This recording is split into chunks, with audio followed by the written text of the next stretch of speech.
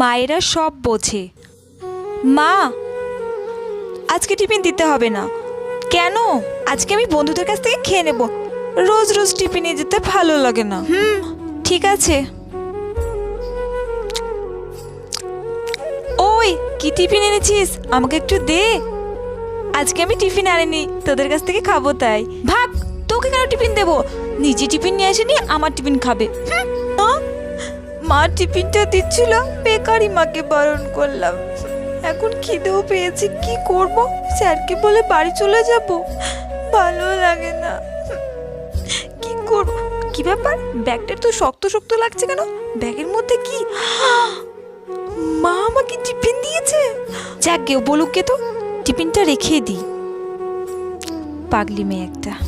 সত্যি মায়েরা সব বোঝে। থ্যাংক ইউ মা। ভিডিওটি ভালো লাগলে লাইক করে অবশ্যই সাবস্ক্রাইব করে দিও।